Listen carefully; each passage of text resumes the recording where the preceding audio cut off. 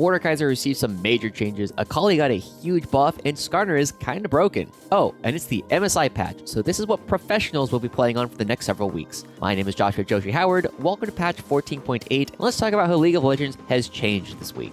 Up in the top lane, Kaiser has received a massive change. If you aren't aware, effects like QSS, Ragnarok, and Remove Scurvy do not cleanse Kaiser's ult anymore. Somehow though, his win rate has remained pretty steady across the board. And some Kaiser players are not happy about the changes because it did come at a loss of some damage. It has, however, meant that his Leandri and Rockbot win rates are higher now than Riley's and Riftmaker, so go ahead and give these a try instead. Akali, honey, it's time for your buffs for international play. Akali is a champion that entirely depends on surviving the early game in order to be able to get her into her mid-game power spikes. And while increasing her base health by 30 doesn't seem like a lot, she shot up by several percent and significantly better the higher in rank you go. She is significantly less reliant on fleet footwork now, so you can just go for straight damage. On the flip side, the bird is struggling. Zeri has always been a champion that has had significantly worse win rates in solo queue than in professional play. Those darn pros are ruining the champion for the rest of us. By taking away some of his damage and health regen, he's fallen all the way down to D tier. There's not a great way to alleviate or try and play around this change either. You're just gonna have to bear it. Gallo is finally back to his pre-mini rework power level. While his gameplay pattern is still more focused on his passive auto attacks and Lichbane is still great on this champion, he's now more able to keep up with his targets with bonus movement speed. This helps his landing phase, allowing him to keep up with targets as well as dodge abilities, and makes his team fighting more scary because he can better keep in range for his taunt. Definitely consider picking up this character for when everyone on your team is already playing a carry. They just need someone to engage. Wei received some small buffs to his damage, but is still better the higher in rank you are.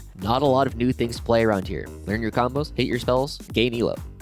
Why can't Riot just let LeBlanc be dead for a little while? We were all so happy when she was in D tier, and the increased safety provided by the lower cooldown on her W just means she's seeing play again. To be clear, she is still in D tier, but she's hovering in our metrics right about to be C tier. She just does more damage and is more difficult to actually pin down than she used to be. Honestly, while we're on the topic, I'm a little worried about the champions Riot is trying to reintroduce to the meta, especially on this MSI patch. Ryze has received a change that is small for most players, seeing about a % of increase across the board, but nearly 3 percentage points for our strongest players. Look to trade more aggressively now with Phase Rush, and it'll be very tough for most opponents to punish you. Everyone's favorite feat in the jungle, Briar, has taken some more nerfs to her base stats, with a small buff to compensate at higher ranks where this champion has struggled anyway. She's still very strong in most of the ladder though, but if you want to get some elo, make sure you continue to learn your ward hops. Some of you might have noticed that Graves was wildly bugged for like a day before Riot realized the change was not working as intended.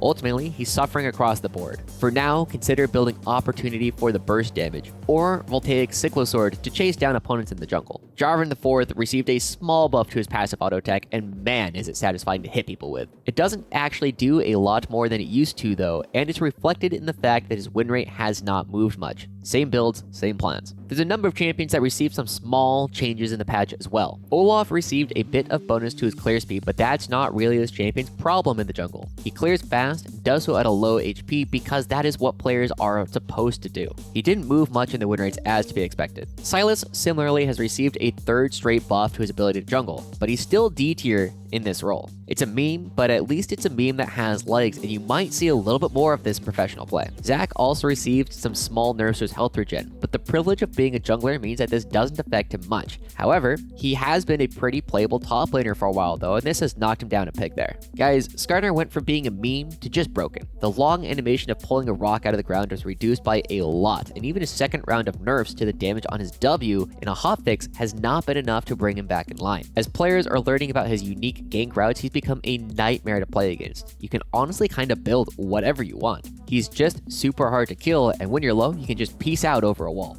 In the support role, Thresh is a little tankier and therefore a little better. Send tweet. Draven hasn't really seen much of an increase in win rate, though he has moved out of D tier. Interestingly, his win rate at higher ranks has gone down after the buff. Probably because people are seeing the buffs and go, ooh, champ good? Nah, champ fine. This doesn't actually change a whole lot, but some of his natural predators like Jhin have gotten better.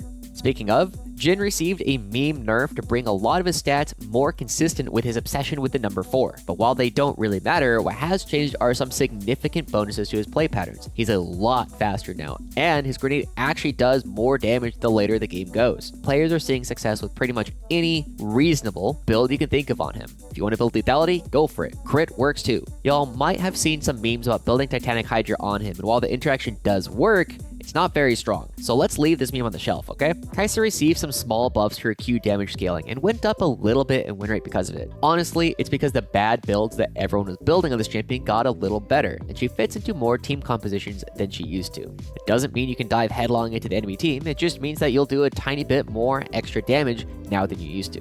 Zeri received the same sized nerf as Akali received as a buff. Now this is what we call a callback in the comedy business. But crucially, it does not seem to have hit a breakpoint that it's affected Zeri to nearly the same degree. It actually seems to have hit Zeri the hardest at middle ranks in gold through emerald, where players are good enough at punishes but not good enough to minimize getting punished yet.